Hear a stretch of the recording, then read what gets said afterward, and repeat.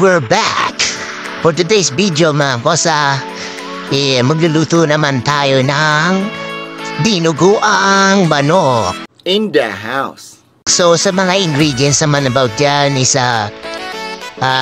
wala siyang luya, syempre. Ang gagawin natin sibuyas at bawang. Yun lang, igisa nyo lang naman yung dalawa. Tapos ang pinagkaiba lang kasi nito, dito sa manok na gagawin natin mga kosa, ilalaga muna siya. Pero syempre, takes up time talaga yun kapag ganon. Bago, tas himayin mo siya, tas hahatiin mo siya na parang cubes na maliliit yung mga manok.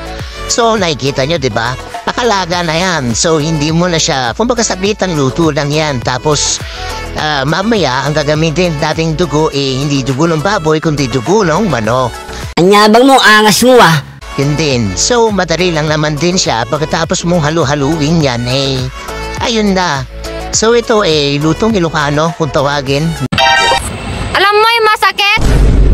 At isusok nagbasit! Na dinugo ang manok. At masarap siya. Promise. Masarap siya. So, you have to, lang, na saglit ang luto lang talaga to at mga ilang minutes lang to. Siguro hindi naman naabot ng isang oras to, itong pagluluto na to. At talaga mo lang din siya ng 2 basong tubig para hindi masyadong masabaw. You know? Tas kasi mga kosa, masarap to, lalo na pag sa inuman. Ito yung pulutan. So yung mga umiinom dyan, kung pumulutan ha. Ako, ang dami ng kasong ganyan. Imbis na sa inuman diretso sa ospital.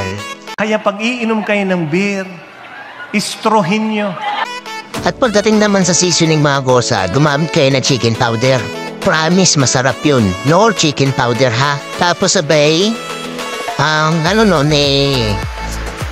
lagyan mo lang ng sili. Kahit anong klase ng sili lang gusto mo kasi yun yung nagpapadagdag ng lasa talaga. So, you have to better watch this one, right?